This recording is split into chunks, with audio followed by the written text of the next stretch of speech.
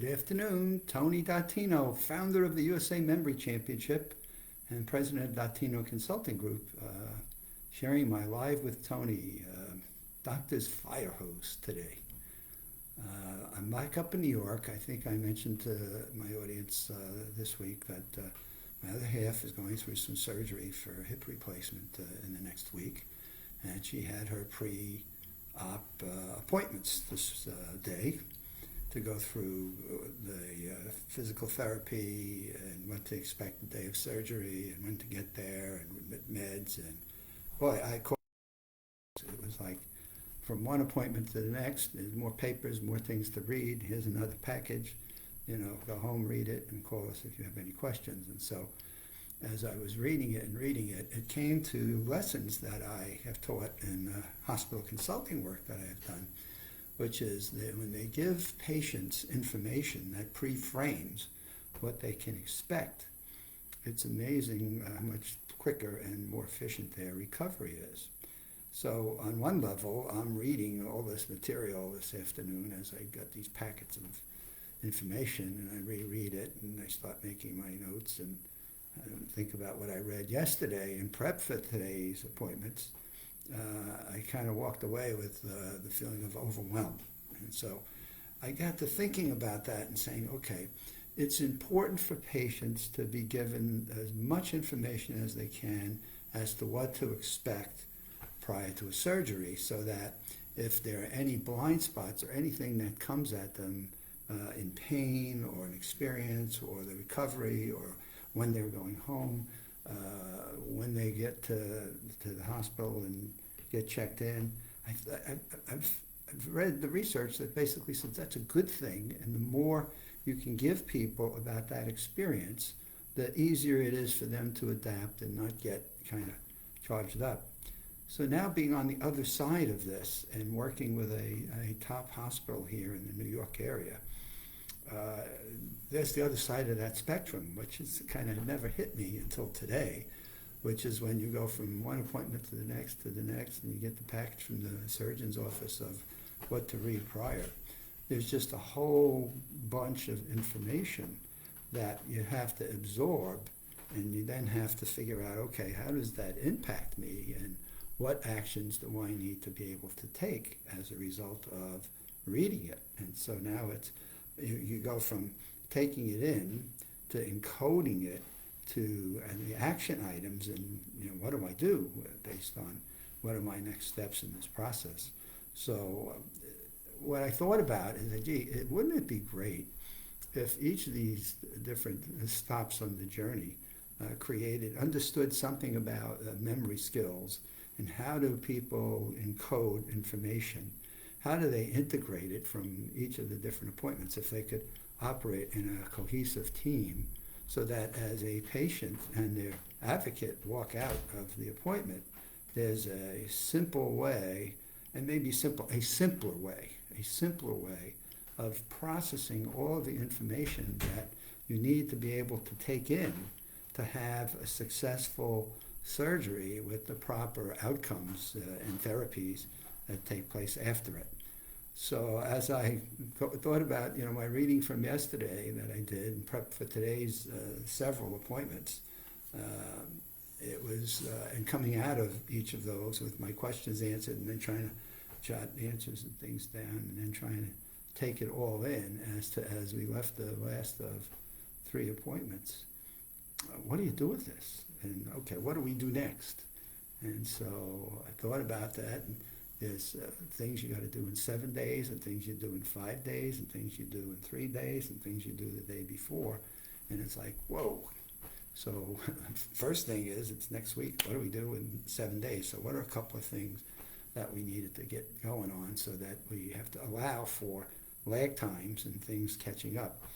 But as I think of the work that I've done in memory training and in encoding information, and then being able to take that information and then acting upon it, I just thought, gee, could there be easier ways of taking tons of information to patients and then put it to them in a way that then is simple enough that it is a little easier for them to comprehend, so they then know what it is that they need to do. So when we came out of our last appointment and we had a chance to decompress a little bit, the first thing we then had to think about is, okay, what are the 7-day things? Because we got to get on those like today. And so we had to stop at CVS and pick up a couple of things. And then it was like, okay, what are the 5-day things? Do we have to order those through an online, or can we pick those up in a surgical supply store, or what do we need to do? So then we had to make that next list as to what's the 5-day, and then what do you do in the next 3, and then the day after. And so what do we need to buy ahead of time, and what do we need to make sure that, with the nervousness and anxiety of the surgery itself, what are things that we can get done in advance, so that those are all kind of planned out and lying in home in respective places, so we don't add to the post pain of the surgery, and have the right medications and the right tool and the right supplies. So it's been an interesting day, and fortunately my other half reminded me it was time to do my live with Tony, which I'm like, God, it's Wednesday. I usually do them at 5 o'clock, and it's like, whoa, wait a minute, it's 6 o'clock. So a bit of a stress today in trying to be a support and trying to absorb. And I'm not the patient that's going into the hospital, so now just add the emotional process that people go through when they're on their way to surgery of any kind, and the unknown experiences of it, especially if you haven't been through the drill before. And blessed that she may be, she's not ever had surgery before. I've had several surgeries, so at least as you go through the drill, you have some experience of pre, post, and the actual day of surgery. So for me, it's like, okay, what can I do to distill the necessary information and put it onto simplistic ways of helping to encode it in a way that we now know what days and what actions we need to take, and how do we put that out in a Gantt chart, so that we know what has to be done today, done. We got it taken care of. What do we need to do in 2 more days? Where do we get a little bit of relaxation over the weekend? What phone calls do we need to make in terms of case worker and follow-up post-surgery appointments and things? So it's a fairly, I don't know how, and again, this is not my arrogance speaking, I don't know how people that don't have the skills of how to improve your memory and how to generate the actions that you intend from conversations in what I call brain-to-brain communication. I don't know how normal people go through these endeavors, short of making lots and lots of post phone calls or pre-phone calls.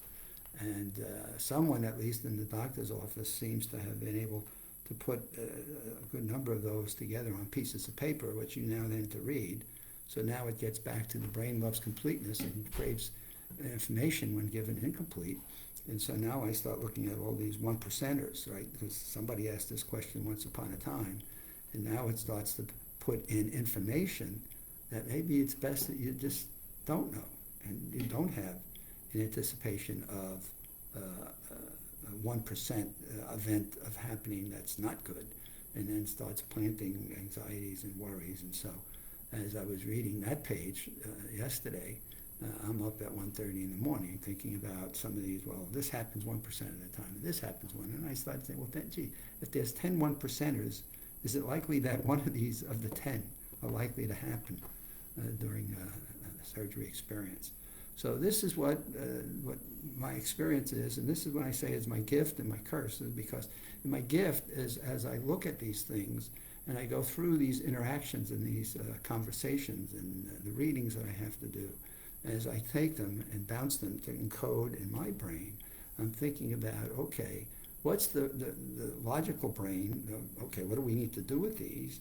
But also, what's the emotional brain doing with these things? How are we responding to these emotionally that revs up our stress and revs up some of the intensity that maybe, you know what, it's like, hey, we've got a surgery to get through. How do we relax? As opposed to we have a surgery to get through, and here's a ton of information we can throw at you. So I got to take a crack at this. I'm going to take, when this is all done, I'm going to go back and relook at all the documents we have, go through the whole experience so I'm not prejudging or fixing things, and just see how it all turns out, and then possibly go back and say, okay, here's how I might take the documents we were given and explain them to a patient, and go through the process with a little bit less of what I call overload, overwhelming, and more focus on the timelines and the days and what needs to be done. That's my Wednesday night. I am so glad that my love reminded me it was time to do a Facebook. The day has just kind of zipped by. It feels like the days in my last week have kind of zipped by, and I look forward to hoping to remember I got to get back on here Friday night, and hopefully somebody's going to slow the calendar down and slow the days along with it.